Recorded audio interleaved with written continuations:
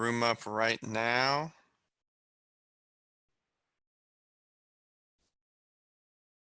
Let's cancel that.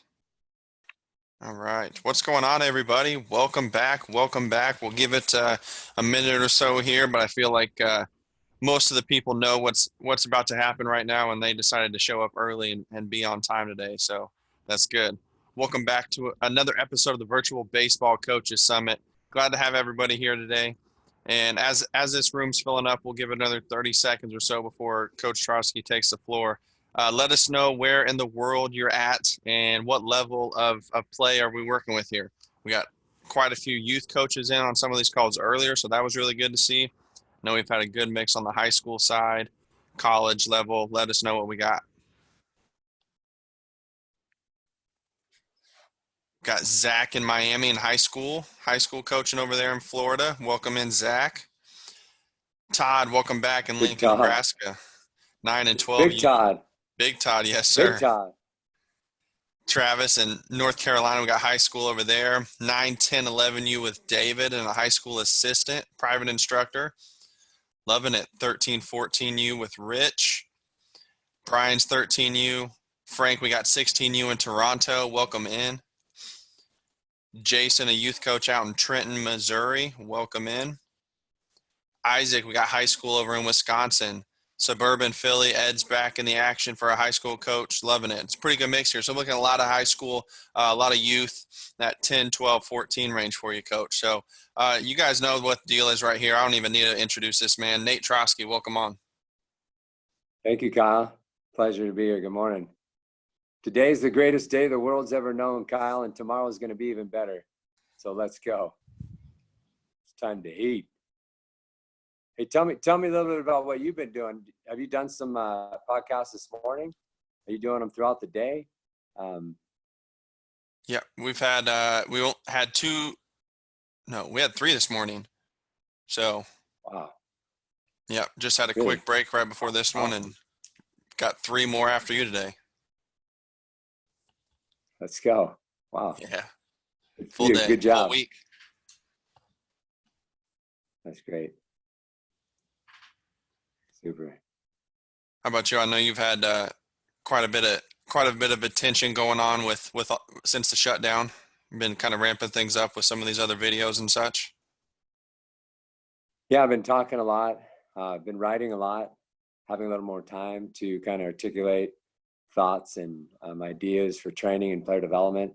And I've probably written maybe 10, 20,000 pages, thousands and thousands of pages, and I just write, but I don't have time to like formulate and articulate and like make products where we can actually share things with people. And so I, over the last couple months, I've been able to, I put together a piece called the 10 Laws of the 6 Tools. So that's something we're going to have out.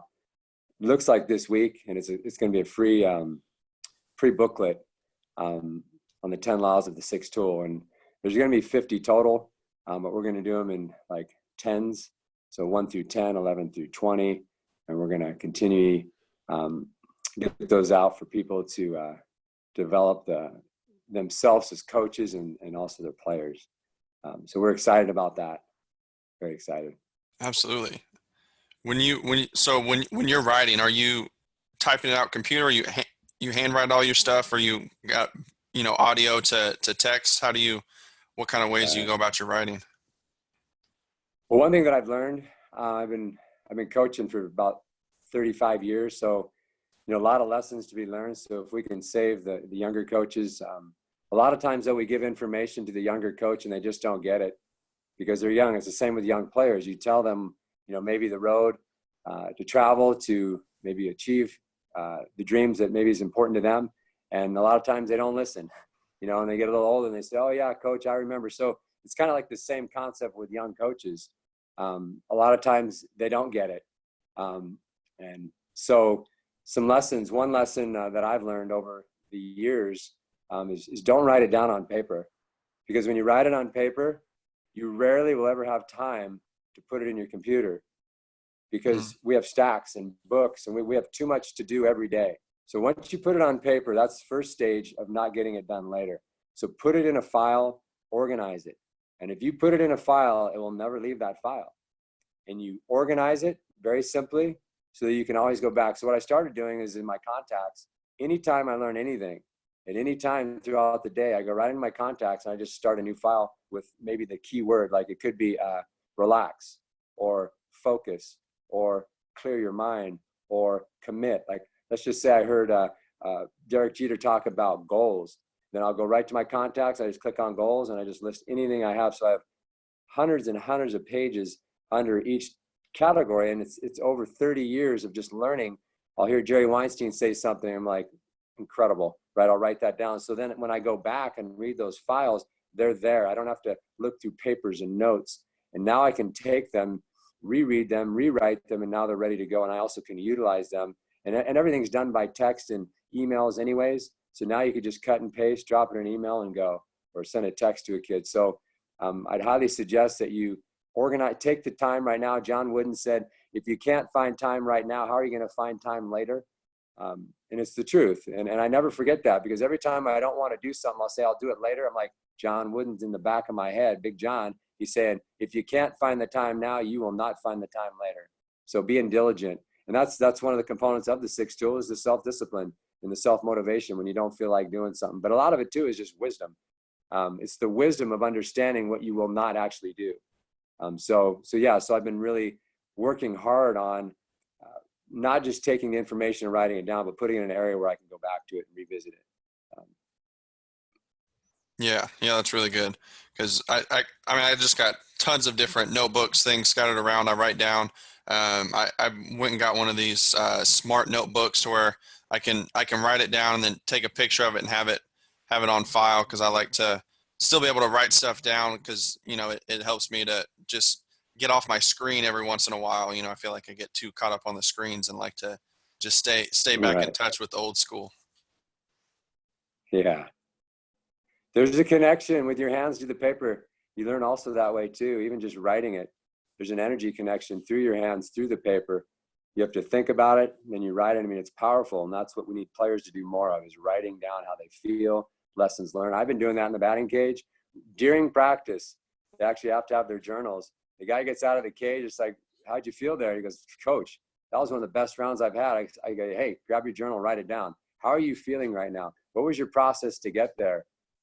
Were you thinking? Were you clear? Were you relaxed? Were you tense? Were you upset? Were you angry? Where was your mind? And what we're trying to do is identify that process, that great process. And if we don't visit it immediately, what happens is the details get forgotten. That's one of the biggest secrets to learning and being a master learner, is not waiting for the end of practice or waiting for the next day. And what happens when you wait also is you usually don't ever write it down or rethink it, because now we have more obligations and problems to deal with every day. So it's out of the cage, go get your journal. Your journal is right there anyways. So it's something, and then and it's just not when you're feeling good. It's like, you're not swinging well right now. What's going on? Man, I can't stop thinking about technique. Okay, well, that's one of the secrets not to being a good hitter, is, being double-minded. So remember that. So he'll remember that because he thought about it. He wrote it down immediately. And the next game, he's going to remind himself the importance of clearing his mind and maybe going to his focal point, or just clearing his mind and focusing on his plan. So extremely effective, extremely important. I've never seen anybody do that. I've never seen one hitter. I've never seen any coach talk about it. Journaling during practice. And it's powerful. And then after practice, what happens, because practice, let's just say, is 2 to 4 hours. You don't even remember. And this is a great secret or a tip for coaches for the motivation, the side, getting people excited, is, what do you do in the last piece of practice? Because let's just say your practice is 2 hours long. And I learned this in youth ministry. I was a youth pastor, and we have these youth groups with kids, and kids would come and we'd play music and we'd give talks and we'd play games. And my job, I was the youth leader, and I would play my guitar, we'd sing, and we'd do a talk. And I learned, because there's a sense of entertainment there. You have to understand your audience, and you have to understand the human element. And most coaches don't really think much about that. They think about, this is what I need to accomplish today, and this is how we're going to do it, and let's go. But understanding there's a human being on the other end, okay, and they're responding. And what we want is we want the best from them. We want their best focus, their best energy, their best intensity, and we want their retention level to be at the best. Well, that's going to rely on my delivery, my presentation, my culture, whatever I provide there. So when you think of bringing a player back, excited about coming back the next day, we focused on this. The last 10 minutes of whatever you do is almost the only thing they remember. The last anywhere from 10 to 30 minutes. A player won't even remember what he did the first 10 minutes of practice, the first 20 minutes, even if it was boring. The last 10 minutes, if he had an enjoyable time where he was challenged and he was having a great time and he felt appreciative and it was fun and exciting and there was energy. You know what happens when he's getting in the car? He's going, man, that was an awesome practice. And the first hour was probably the most boring hour he ever had. He don't even remember because he remembers that last piece. So if you end with negativity, boredom, standing around, you have to understand your job is to work with the human element, and the human element is they're human beings and they need to be motivated. It's a day in and day out grind for most humans. So how are we motivating? How are we inspiring? The last 10 minutes, make it a bang. And that's why a good talk, something with high energy, high competitive spirits, a lot of high fives, a lot of attaboys. You talk about bringing your team together and with a bang. I don't know how we got on that. No, topic, it's good. But it's really valuable. I mean, not, like you said, I've never really seen it, you're not really seeing anybody going out and journaling like that, but it's so easy to just, if it's not, if it's out of sight, it's out of mind kind of thing. And there's so many times I'm trying to, remember tips. I mean, I went to a Mickey Owens baseball camp back when I was, we went out to Arizona for it over, winter break, and we're driving home from it. And my mom, as we're driving back, my mom's like, what do you remember? And he's like, what was your takeaway? And I was like, I don't know. It's like I remembered stuff, but at the same time, it was like, there's so much of it that you just miss out on. And it all runs together. And that's like hearing a good speaker for 2 hours and he doesn't give you any bullet points. He doesn't give you any acronyms. Bullet points are distinct takeaways. What happens is it's 2 hours later and they go, how was the talk tonight? How was the speaker? It's the same with coaches that you're interviewing and having them speak. Are they actually leaving the audience with takeaways that are distinct and they're pointing them out? And if you don't do that, you know what happens? The whole talk just becomes a good talk. That was a great talk. And one day later, or even 2 hours later, you don't remember hardly anything they said specifically, except, man, that was a good talk. And it becomes nothing more than entertainment. And that's what I'm not interested in. I'm not interested in entertaining players. I'm not interested in entertaining coaches, because you know what happens with about 90% of the information or the time you spend with your players? They don't remember it. And it is nothing more than entertainment. And that is nothing but knowledge, and wisdom is knowledge that is applied and used. So as coaches, we must be master teachers, not masters at sharing information. That's worthless. So like today, when the talk is over, if I'm a master teacher versus just a teacher, we're going to give them takeaways so that now the master learner should be writing down bullets and takeaways right now. Do you have your journal? Are you just trying to put it to memory? Because when you hear another coach and another coach, let's just say you hear 3 guys on Kyle's podcast, you know what's going to happen? You're going to forget almost everything the first guy said, because now you got new information, and it's information overload, and your brain is only capable of processing so much information to memory. That's very important to understand. Your brain is only capable to process so much information to memory. It's limited. I'm talking limited amounts of information your brain can actually keep to memory. And the memory is the only thing that matters, only thing. And if you don't know it like you know your name. So I asked Kyle, what's your name? What's your name? What's your name, Kyle? What's your full name? Kyle Pullins. What's your name? Kyle. When were you born? When were you born? January 1st, 1991. Do you have to think about it? It's already there. It's known.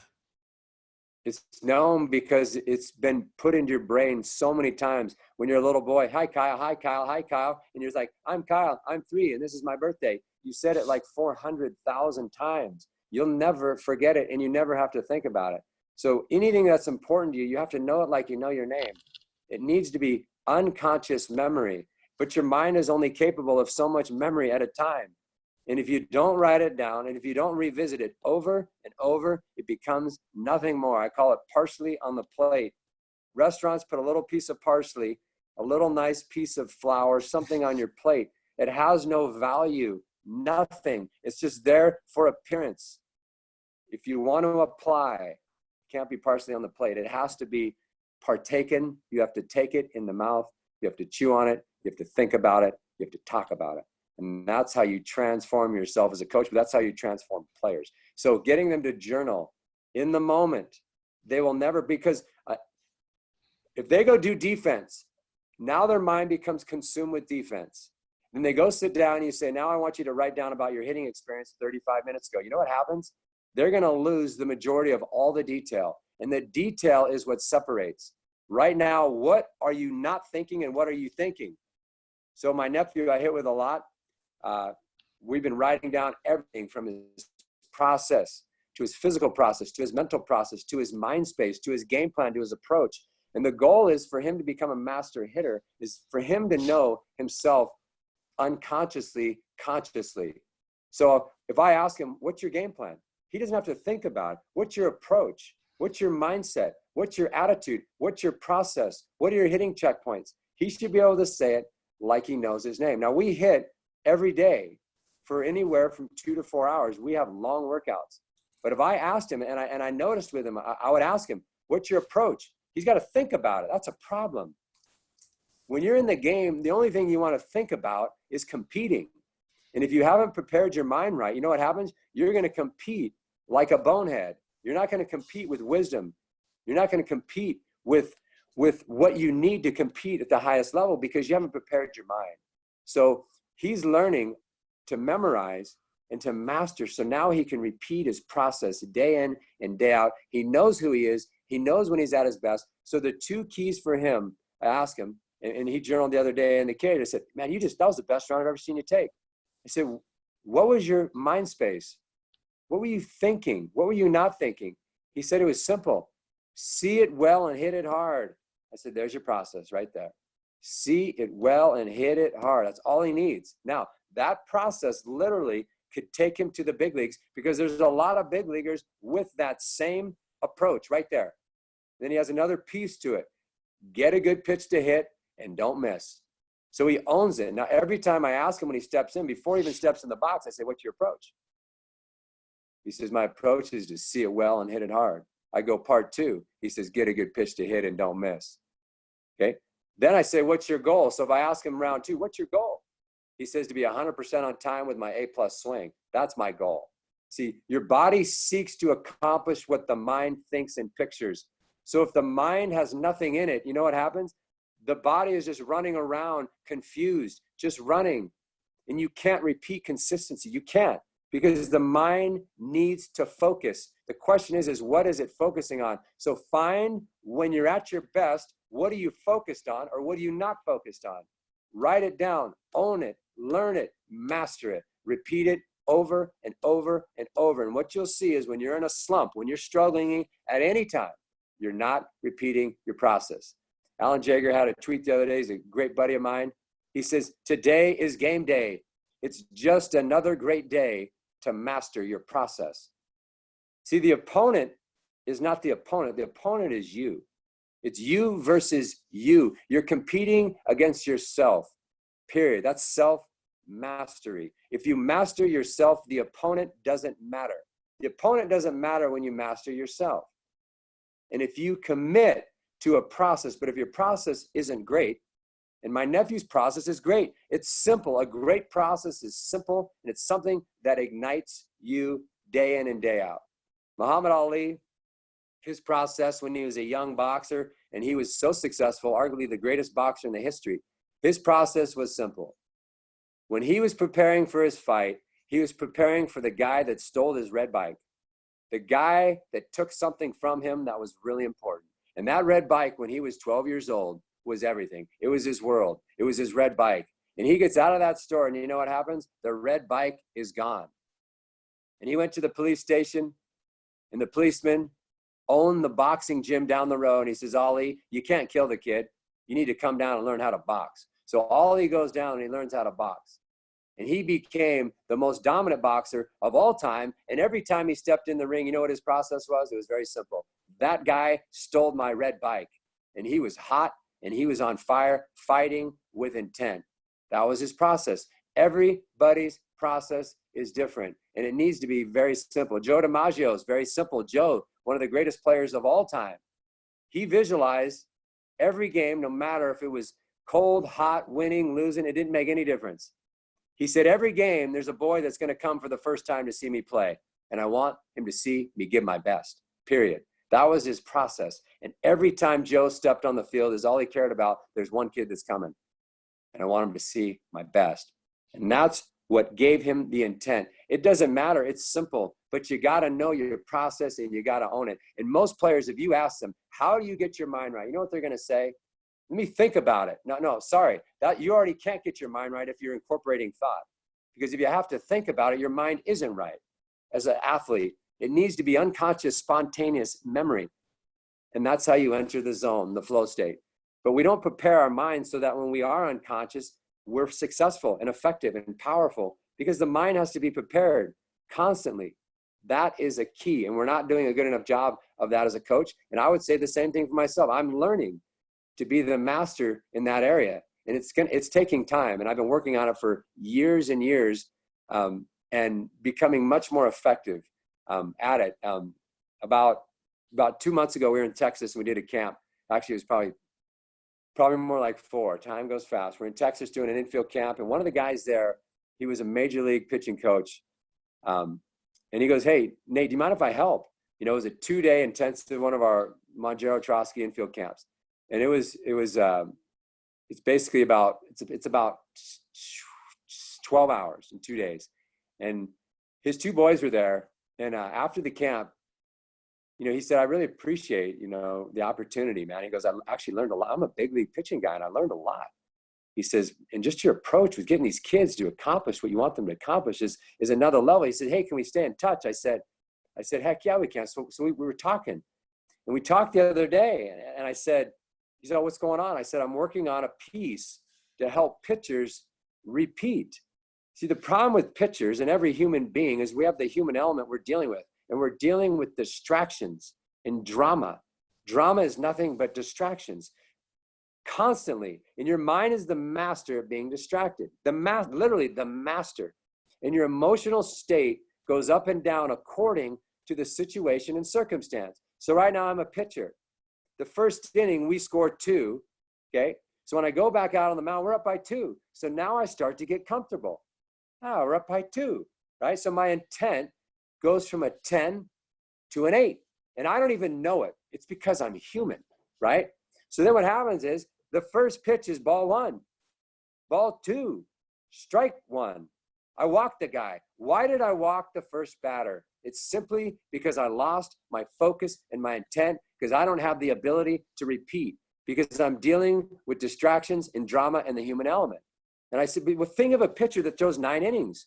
How often does he repeat every single pitch, inning to inning, pitch to pitch? Now, you could take this to base runners, you could take it to hitters, you could take it to defenders. It's no different, because everybody's required to play a pitch, but the pitcher has to play more pitches than anybody. So his challenge is the greatest, and you win games by the guy on the mound. That's how you win games. So the most important attention for getting your mind right needs to be the pitcher first and foremost. There's only one pitcher, and there's 9 batters, right?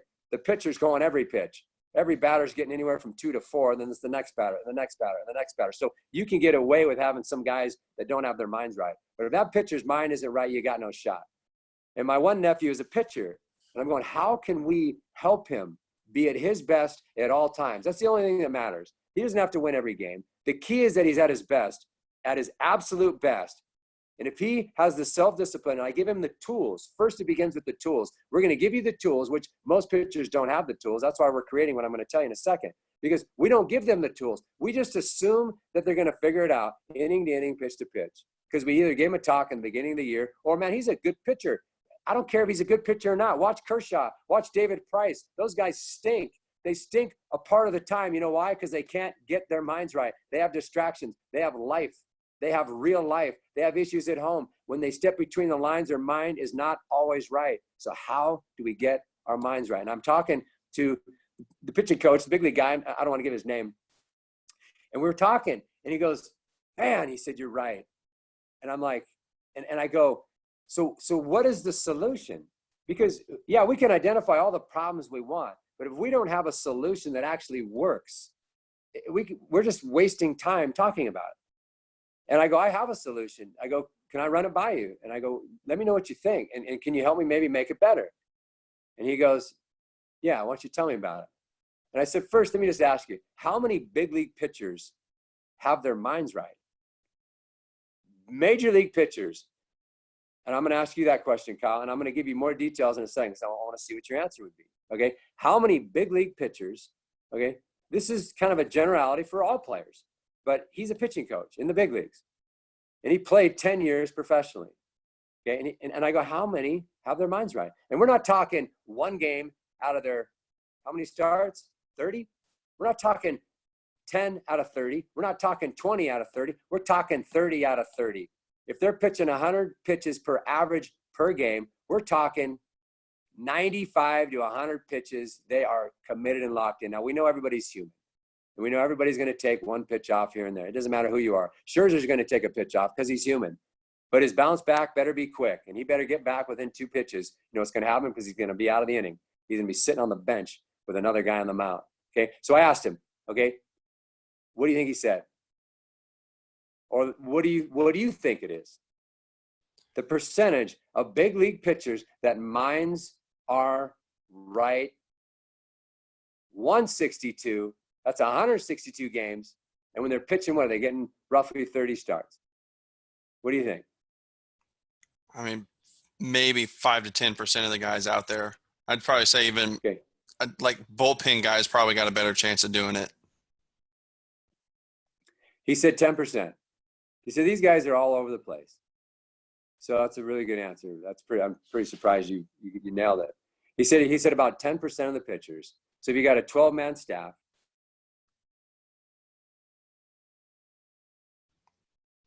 Oh, Nate, we lost you. Says you're still here, but we lost No, it's video. the guy.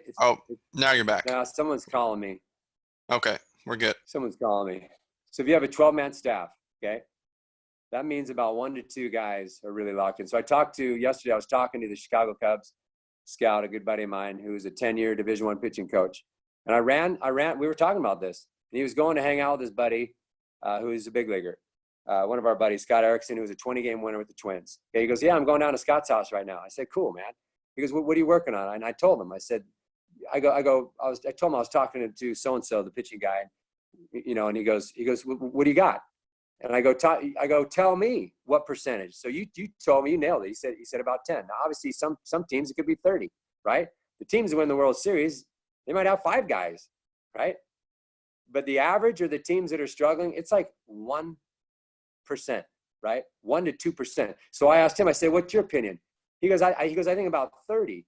I said, well, I was just talking to a guy who's in the big leagues right now, and he says it's 10. So me and my buddy, Tommy, we started to break it down to a whole nother level. And we went like this. He goes, okay, that's interesting.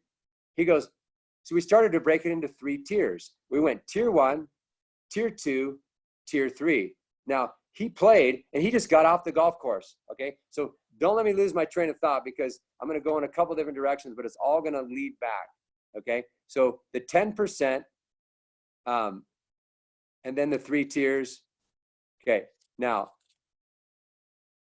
he was just golfing, and he goes, check it out. He goes, 3 days ago, I golfed like a 72. And he's not a pro golfer, okay? Any guy who's an amateur that can go out and shoot a 72 is going to be floored. They might miss some sleep for a couple nights because they're so excited, okay? So he nails a 72, okay? He comes back 2 days later, which was yesterday. He goes, I just got off the course. I shot a 96. A 96. And we started talking, and that's why I went into this pitching thing, talking about the percentage of the ability to get your mind right. Okay, he pitched in Double-A. He was a Division I pitching coach for 12 years. He's been with Chicago Cubs. He's an amateur and major league scout. He scouts major leaguers. Okay, he's 51 years old. He still cannot get his mind right.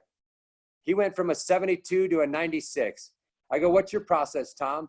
He says, to clear my mind, to square up my club face, and to be smooth. I go, did you execute your process when you shot a 96? He said, no. He said, after the third hole, I had no more trust in my swing. I wasn't smooth anymore, and I couldn't square up my club face because I couldn't focus. So he gets through the whole round, and he shoots a 96. How come he can't get his mind right, and we're expecting our players to get their minds right? It's ridiculous. He's been coaching at the Division I level for 12 years. He played AA. He was a Division I pitcher.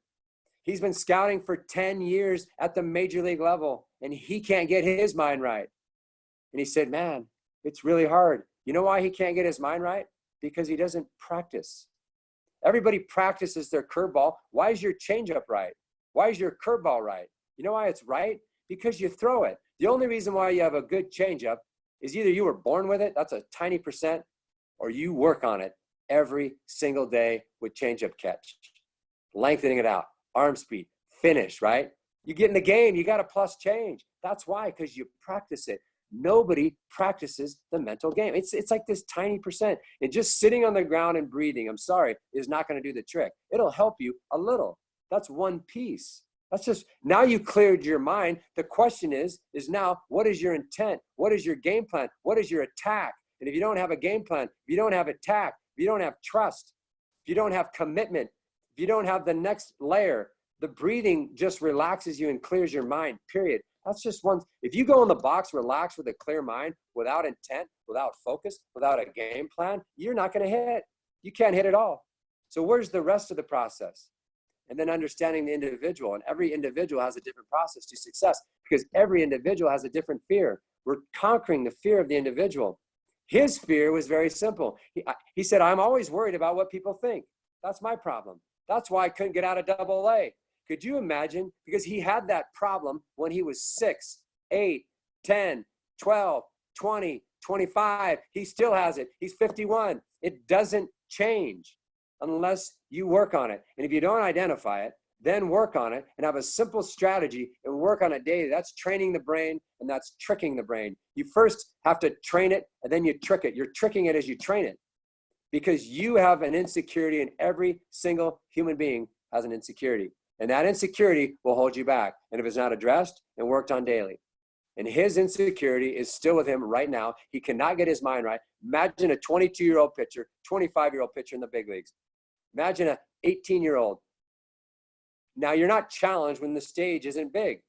If the guys aren't good, the batter's not good, and you're winning, and the opponent's not very good, there's no challenge. Yeah, it's easy to get your mind right. We're talking right now, you just got drafted, and you go to A-ball, and you're in Florida. Can you get your mind right? We're preparing for battle, for the uncomfortable. We're preparing, and that's what we have to prepare for. So this guy, okay, he can't get his mind right. How are we expecting our players to get their minds right? We're not teaching them. We're not practicing. So I'm talking to the pitching guy, the big league guy. He says it's 10%. He says we have no real tools. And by the way, it's real hard to talk to the big league guys because they don't want to hear it unless they're really struggling, right? So he goes, I can't really say much. There's not really much I do a lot, big league guy, you give him, you just kind of hang out down there and watch him and, keep him on track. And so we came up with the 3 tiers. Tier number 1 is the 10%. 10%, very simple. Your number 1 starter in the big leagues, number 1 starter, and your number 1 reliever. It could be your closer. It could be the first guy because your closer could be stinking. His mind is not right. But if your closer's dominant, okay, so typically you become a number 1 guy and you become a dominant reliever because your mind is right. It's not necessarily your stuff is better because everybody has good stuff. Everybody. There's a few guys that throw 88. Yeah, come on. I mean, every guy has a good fastball that can command to a certain extent with spin. Pitchers are good in the big leagues. So you have 2 guys on each staff typically that have their minds right. Okay, so that's the number 1, and the guy coming out of the pen. It could be the closer, first guy out of the pen. Now, some teams, maybe they have 3. We already talked about that, but we're generalizing. The number 2, 3, and 4 starter and the second and third guy out of the pen typically they're going to go in the next 30%. They can get their minds right, but they don't repeat with absolute repeatability and consistency. They're up and down. And that's why they're the number 3 starter, the number 4 starter. That's why they're the 3rd guy, 4th guy, 5th guy out of the pen. Okay? They have a good slider. They have sink. They throw hard, but they lack the sixth tool. Then we're going to go to tier number 3. That's the number 5 starter. Those are the last guys that come out of the pen. Those guys are up and down out of AAA.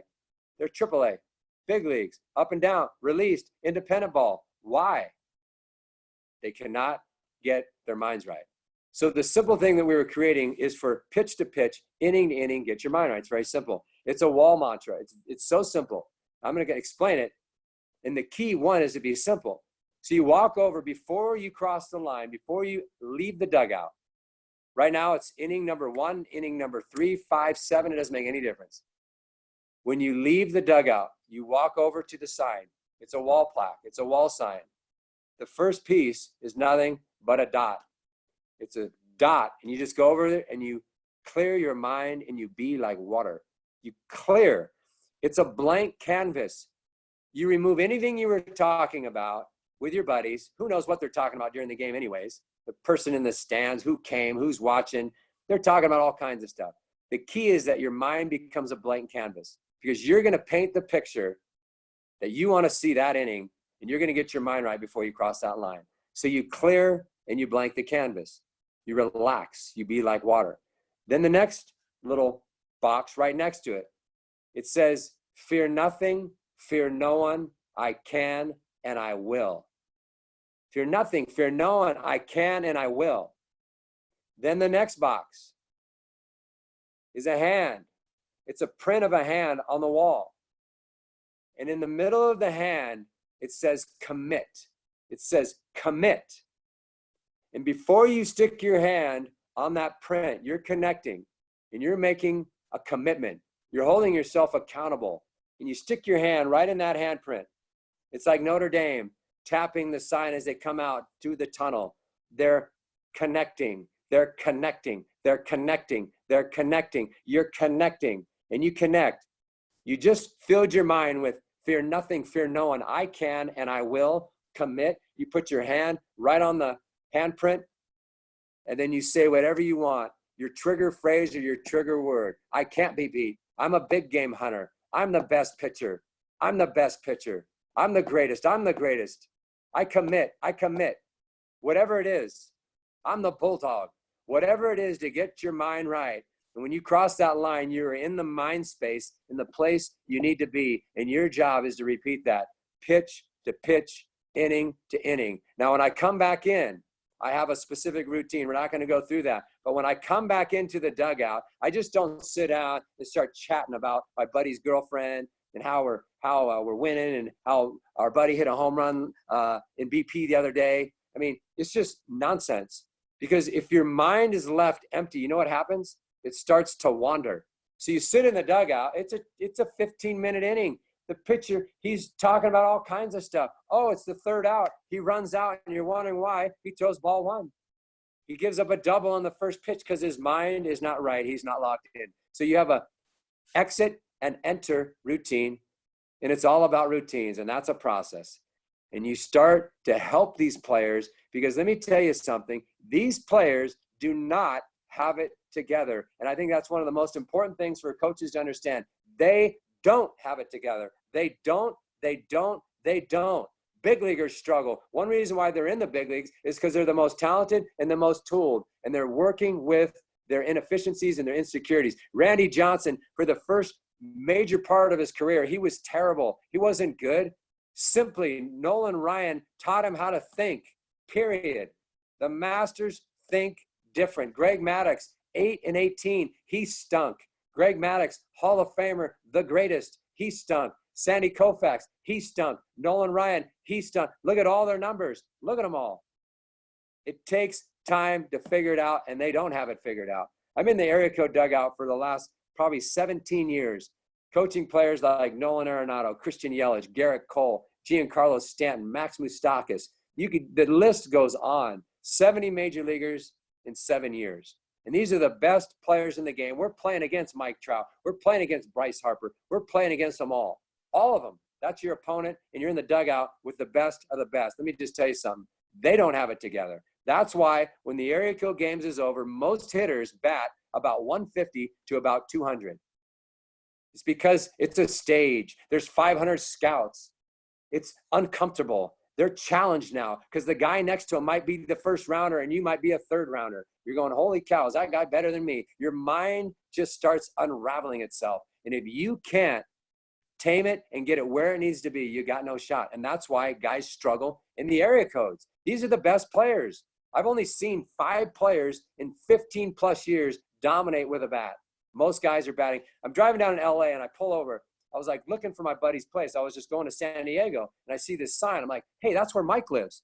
And Mike has an academy. So I take the exit, I park, and I knock on the door. I see his academy. I've never been to his academy before. It's called West Coast Baseball. Okay, him and my buddy Joe, okay? And I'm going, I wonder if they're here. So I knock on the door, and I knock, and I knock, and I knock, and no one comes. And finally, some guy opens the door. He's like, hey, what's up? What do you want? And I'm like, oh, I was looking for Joe and Mike. He said, oh, come on in. So I sit down, and I say, you know, who are you? He says, I play in the minor leagues. He says, I'm in AA. I'm a AA hitter. And I said, cool. He says, wait a minute, man, you look familiar. He says, did you coach the Brewers, the area code? I said, yeah. And he goes, man, I was on the White Sox. And I was like, cool. I go, what was your experience like in the area code? He goes, man, I struck out 11 times, bro.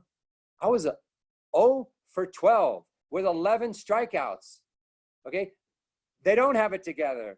These are the best athletes.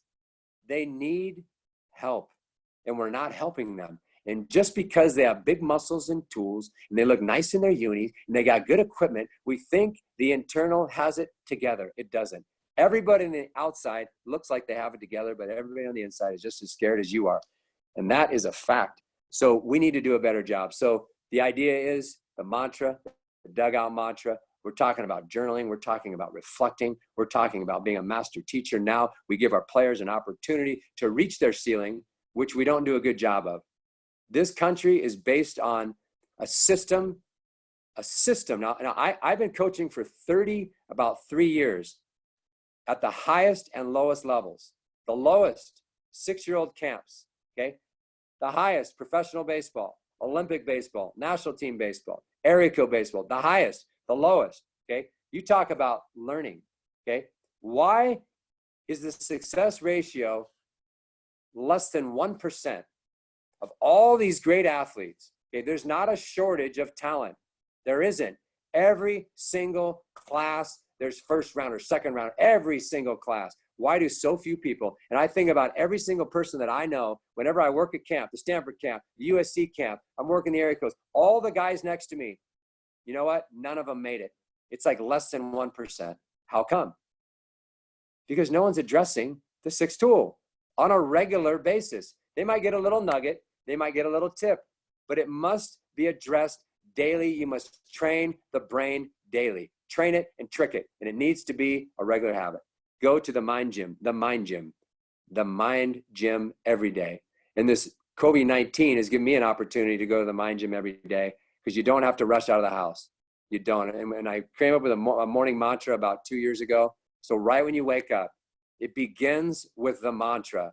Before you go to bed, we have a routine. We have a pre-sleep routine, like it's a in-box routine. It's a on-deck routine. It's coming out of the dugout routine for the pitcher. It's a routine. It's the process. So before you go to bed, you have a pre-go-to-sleep routine. And then when you wake up, you got a wake-up morning mantra routine. I'll give you just a half of it. It's very simple. Right when I wake up, I did it today. It's very simple. I've been doing it for 2 years. Okay, for 2 years, I've been doing it. Right when I wake up, I say better every day. Right when I wake up, before I wake, the alarm goes off, I breathe 5 deep breaths. So I practice actually breathing. Because if you don't practice breathing, when you get tense, frustrated, angry, feeling pressure, all the emotional states that do not allow you to reach peak performance, what happens is you don't know where to go. You hold it. You feel tight and tense, and the body will not sequence because you're tense. So if you don't practice breathing, so right when the alarm goes off, the alarm is very annoying. That's like congestion in your head. That's like someone yelling at you, you can't hit, right? That's a coach getting in your ear, right? That's your mind unraveling you, saying you're not very good, okay? So it's going off, and I breathe 5 deep breaths. Hand on stomach, up and down. Do that. That takes about a minute. Then right when I'm done, I say better every day. Six Tool Nation, get your mind right. What you thinking right now? Separation amongst the elite. I'm hungry, coach. It's time to eat. I'm the big game hunter, and I can't be beat. I fear nothing. I fear no one. I can and I will. I can do all things through Christ who strengthens me. More of him, less of me. And then I get out of bed. And then I have a whole nother mantra that I do in training the brain, because the first thing that your mind thinks when it gets out of bed is, man, do I really want to get up? Man, can I sleep a little more? What do I got to do today? It's not like empowering. That's not empowering. That's deflating. So immediately, and then I drop and go push-ups. Now here's the deal with push-ups. It gets your whole central nervous system firing, okay? And here's something really important to understand about numbers, okay? Numbers are the greatest downfall and the greatest piece to succeeding and reaching your peak performance. And I'm going to give you an example, a number, push-up. So I say I'm doing 50, okay? Now, if I hold on to that number, I held on to that number for 2 years. Kyle, how many push-ups do you think I could do after 2 years? A lot more than that. 50. How come? No. When you have the number 50, no, because if 50 is my number and I do 50 every day, I stop at 50. So do I get stronger? Good Do point. I ever get stronger? Do I ever get stronger if I stop at 50? That's your For plateau. 2 years, That's your Kyle, level. I'm the same guy. That's maintenance. Okay, that's a problem. If you're trying to achieve in sports, you can't maintain. It's better every day. So I'm doing 50 for 2 years, and I'm going, why aren't I getting stronger? Because it only counts when it hurts. That's the only time it counts. So what happens is your body literally shuts down when you get to the number you have in your mind. This is why the number is so powerful, but it's also very limiting. It's the most limiting and powerful force in like development. And think about it, because it applies to everything. Okay, so I'm in my room doing 50 push-ups. That's my number in my head. See, the body seeks to accomplish what the mind thinks in pictures. So if my number is 50 in my mind, what is my body literally trying to accomplish? 50. And what happens is you don't even know it, but your body starts to shut down at about 40 because it's saying I only have 10 more. So literally, unconsciously, your body starts to get tired. And as you get to 50, you're like, got it. Okay, now, check this out. I was talking to this guy, and by the way, coaches and parents and players, we learn from you, okay? It's not like we're just giving you information and we know everything. It doesn't even come close to working like that, okay? I've learned more from parents, from fathers, from mothers that never even played baseball, but they have just natural intelligence, right? They have perspective. I've learned more from parents and players, I'm telling you, maybe than master coaches. So give yourself some credit, okay? And I'm telling you, this father told me this simple principle. We're doing a mental game hitting camp called The Hunter, okay? And he talked about numbers. And I go, I never thought of that. And I said, you know what? I'm tired of doing 50 push-ups. He says, don't limit your number because the body will shut down.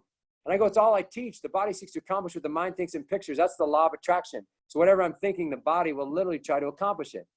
So what I did was I go, okay, I'm going for 60, Kyle, 60. You know what happens the next week? I get 60. The body literally organizes itself to do all that it can. All the forces in the body work together to accomplish the goal in your mind. That's why the master, whatever he does, it doesn't matter who you are, it's how you think. Then you have to back it up with self-discipline. Now, you can think all you want if you don't have self-discipline. But the masters, pitchers, hitters, fielders, they think different and they have a different self-discipline. And that's a sixth tool. So I go from 60 to 70, 70 to 80, 80 to 90, 90. Right now, I just did it before I called you. I did 110 push-ups at one time, right before I picked up the phone. Now, how come I could do 100? I did, Kyle, 2 months ago, I stopped at 100. That was my happy number. Yeah, 100. 100's good. I'm like, why am I stopping at 100? I'm going 110. So the last 2 months, I've done 110 every morning at one time. So why not go for 115 now? There's going to come a threshold where you just can't do anymore. But you know what? You got to find your limit. And no one finds their limit because they limit themselves by how they think. I did it with pull-ups. I was doing pull-ups for 4 years. I was doing 20. I can do 40 pull-ups right now at one time. And it was only because I changed my mind. Then I had literally the will, which is intent. If you don't have great intent to accomplish that 40, you'll go, oh man, I'm tired. I don't want to do it. Well, that's the lack of intent. That's the lack of self-discipline, which most people lack. So you can think all you want. If you don't have the will, which is your intent, the greater your will, the greater your intent, the greater you can accomplish anything. It's crazy. Pete Rose had no right to think he was the greatest. No right. What gives Pete Rose the right to walk around, to walk into the clubhouse when he was drafted by a favor in like the 79th round, which doesn't even exist, okay? He was drafted in a round that didn't even exist because he wasn't any good. It was a favor. He walks into the clubhouse. He goes up to the owner, and you know what he says? You know the story? The owner goes, who are you? Who are you? He's like, who am I? I'm your new second baseman in the big leagues. He didn't even go through the minors yet. And the owner's like, you? Whatever. He walks away. Who's in the big leagues like this? Who's rookie of the year? He's got no tools. It's a 20-80 scale, 5 physical tools. He grades 50 or below, and he's probably not even a 50 in any of them. He's probably a 30. He's below average. His hit tool maybe was a 50. I don't think so, though. But maybe that was his only fringy tool. Okay, he had no tools. He's the greatest, most impactful player of all time. He had no right to think that he's going to be the starting. He had no right. See, most players are rational, and when you think rational, you have no shot. YGNC, you got no shot. You have no shot if you think rational. And that's why most players can't succeed, because they're thinking rationally. You have to trick the brain. Pete Rose literally tricked his brain every single day, every day. And this is what he said. He goes, I wasn't very good. He goes, I had to be cocky. I had to be cocky. I had to be, because I wasn't good. So I had to basically trick myself. Muhammad Ali was the master of all masters at tricking himself. I am the greatest of all time. I'm the double greatest, the triple greatest, the quadruple greatest, the greatest the world's ever known. The man that will beat me has not been born. He's not been born. That's how he was talking to himself. What gave him the right?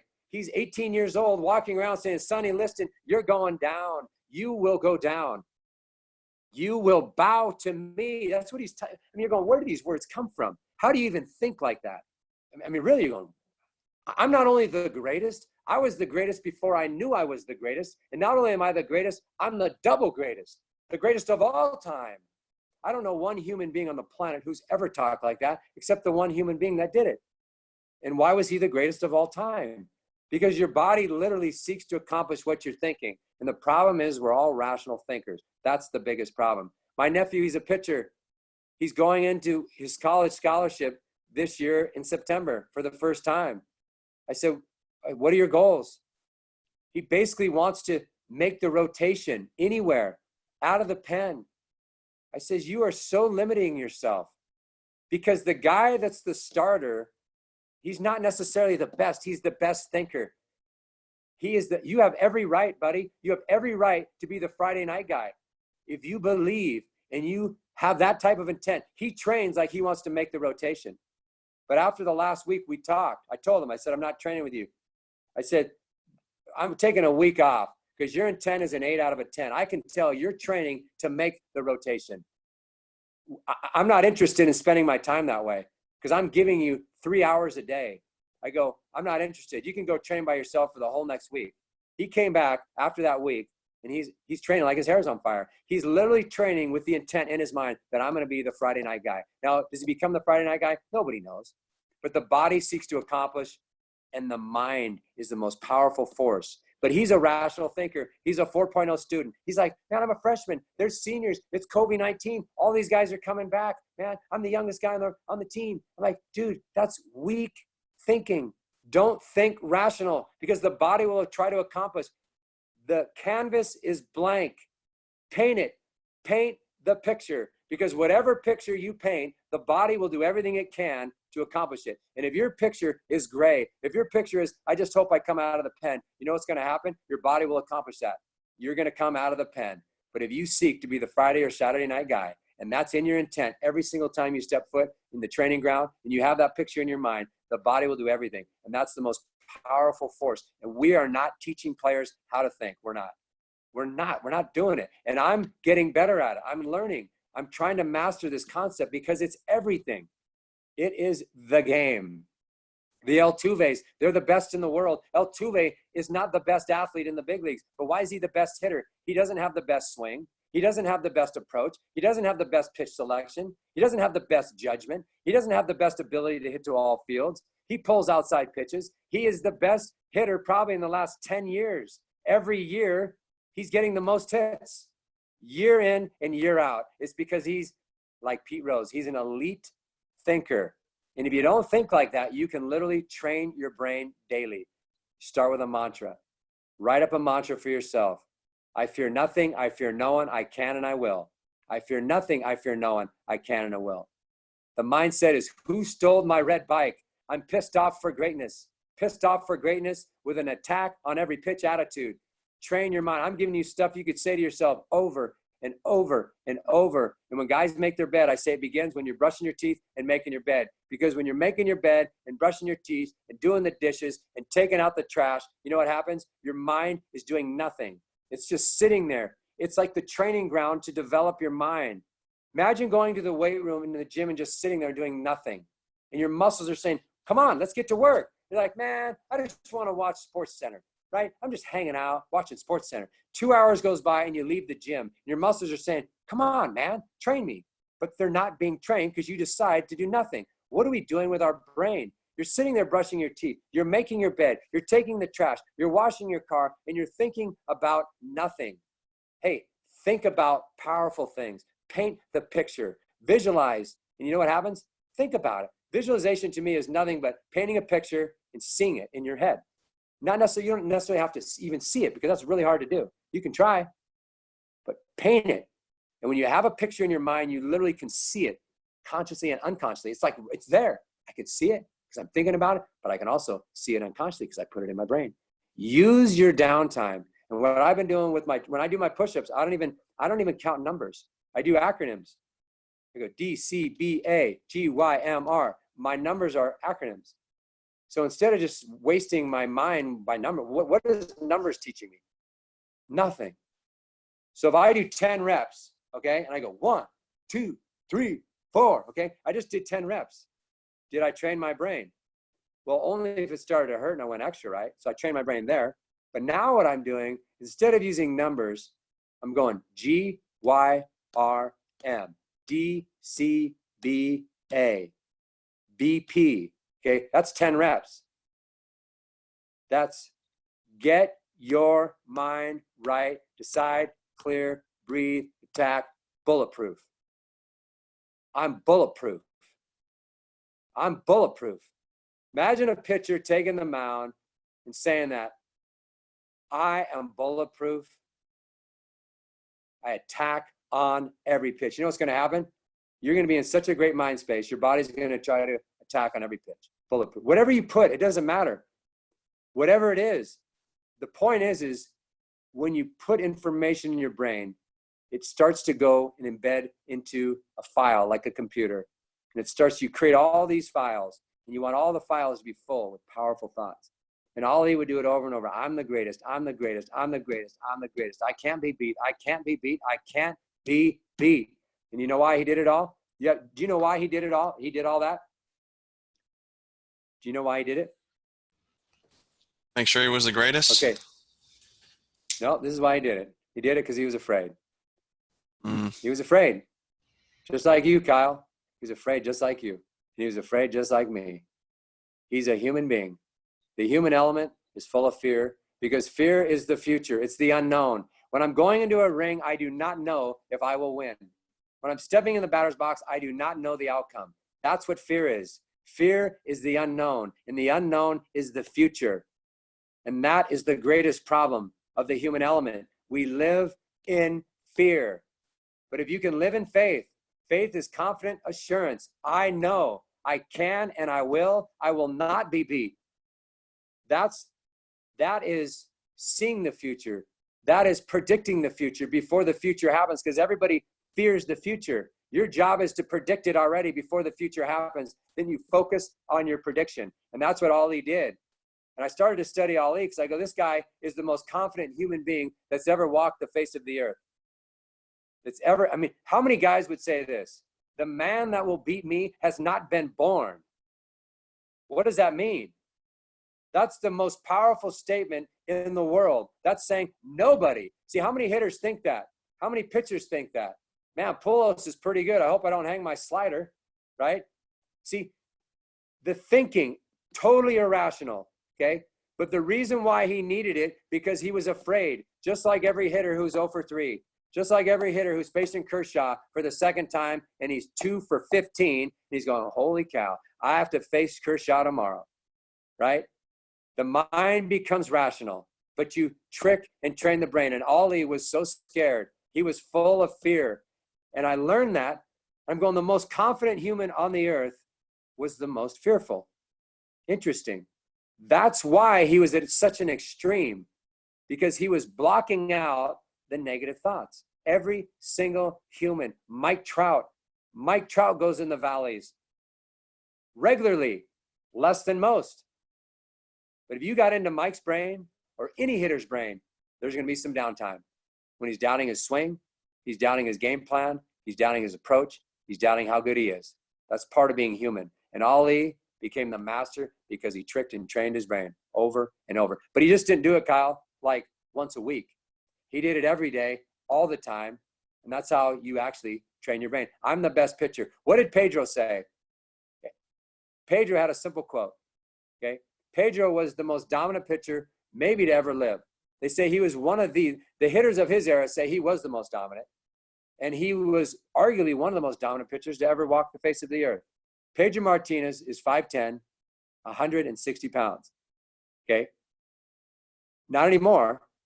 He put a little weight on. He's eating some cake and having some pasta and some platano and some habichuela and arroz.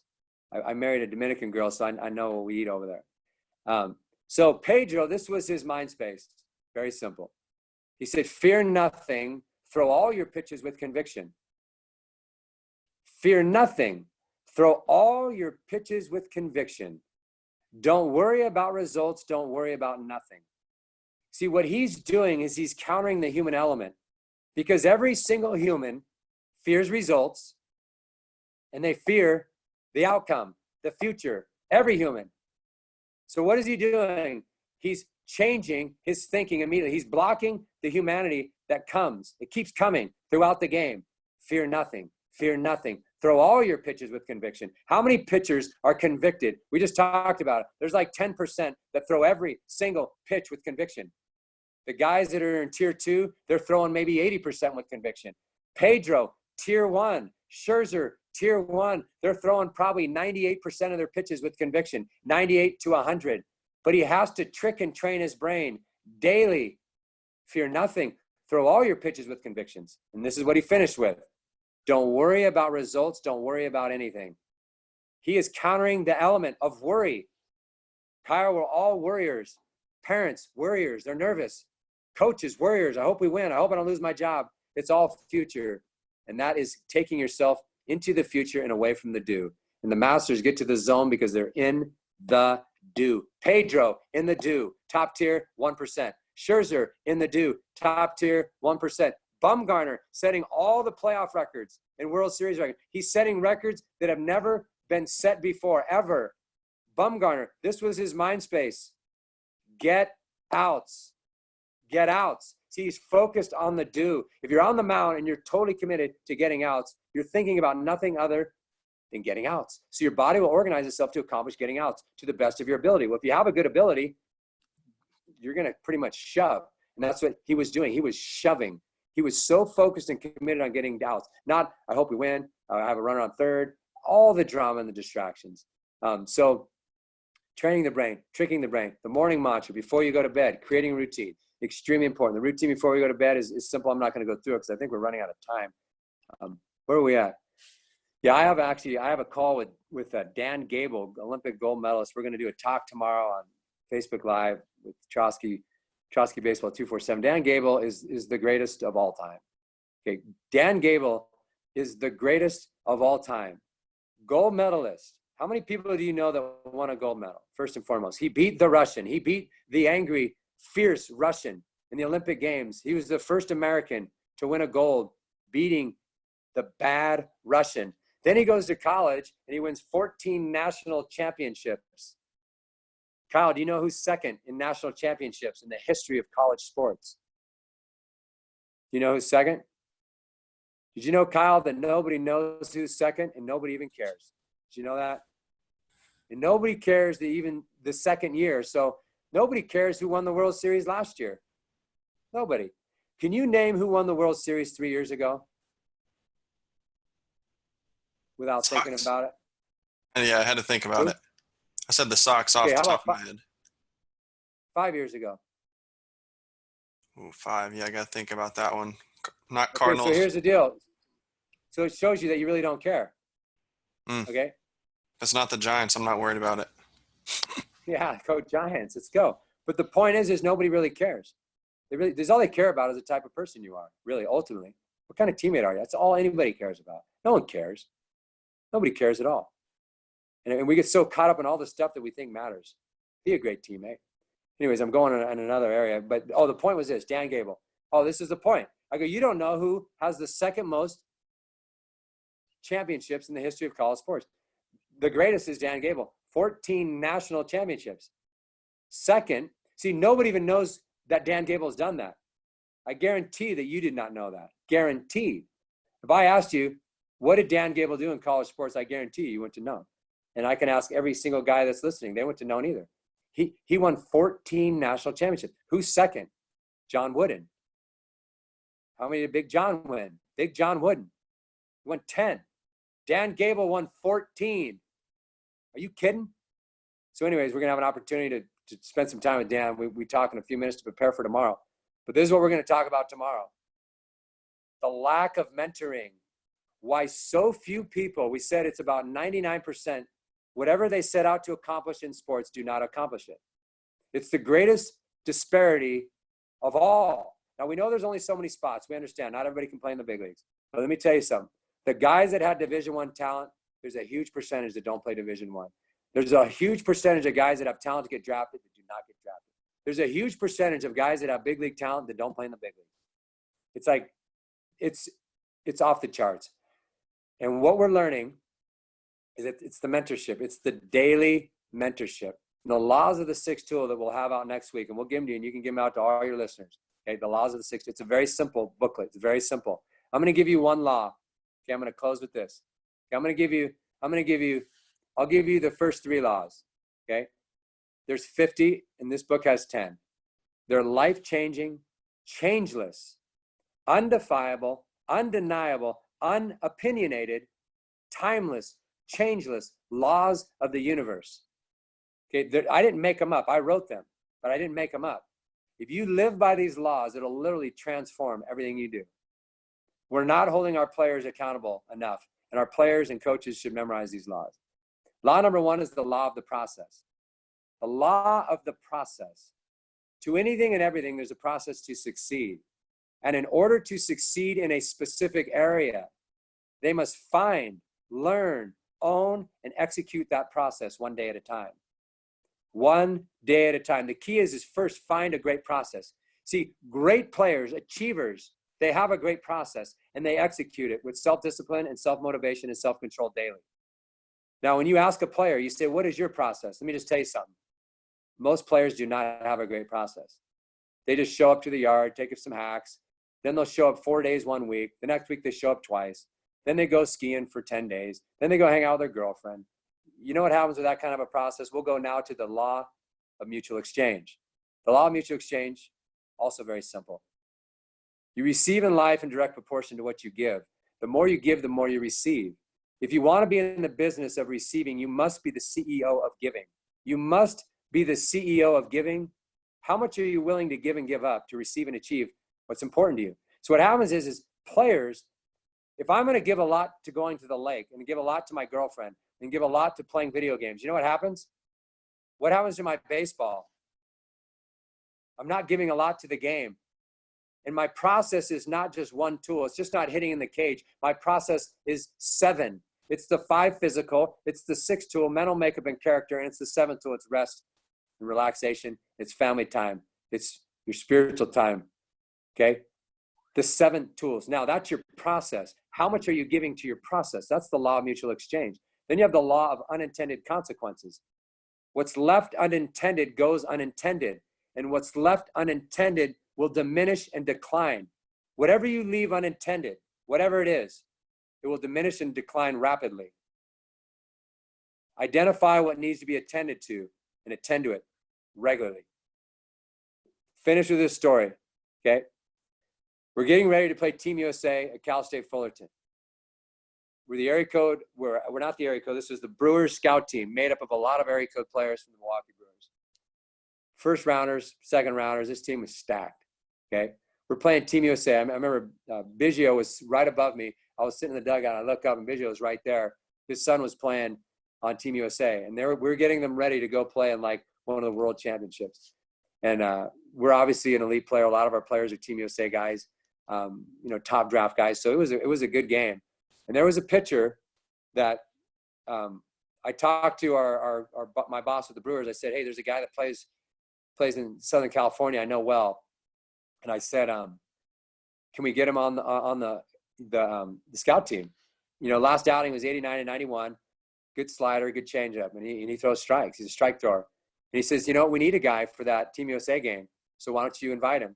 So I called him and I said, hey, you want to come out? It's a pretty incredible opportunity for you. And he was uncommitted too, by the way.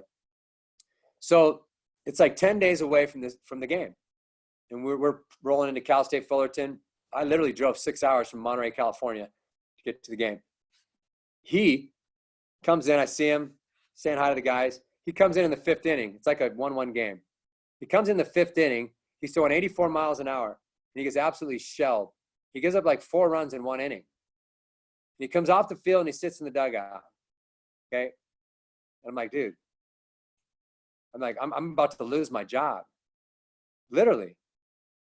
We just lost to Team USA because of you. My recommendation, okay, is not good.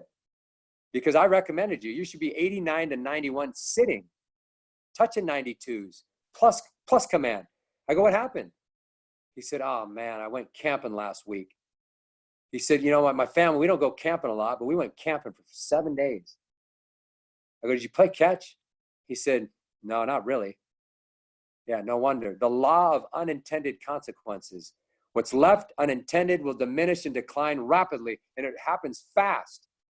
So you first have to identify what needs to be attended to. So whatever you want to be great at, sliders, changeups, command, working up in the zone, down and away, up and in, controlling the running game, feeling my position, flexibility, athleticism, repeatability, all the stuff that's important, you need to create a list. And then you need to attend to it. And that it becomes your process. Then you finish with the law of time. The law of time is the most valuable resource known to man. And it's dispersed equally amongst all. We all have the same amount, everybody. Time is like money. You can spend it any way you like, but you can never get it back. And how you spend it defines who you are and who you will become. Time. Embrace it, enjoy it, spend it wisely. So we're going to close with that note. Yeah, that's amazing, Nate. Thank you so much, man. We've got a lot of people asking about where can they get the book coming out? So the book, thank you. So the book's going to be on troskyranch.com. It could be we're working on it could be a few days, it could be a week. But just Trosky Ranch, we have other mental game stuff there. We have something called Infield Footwork Mastery.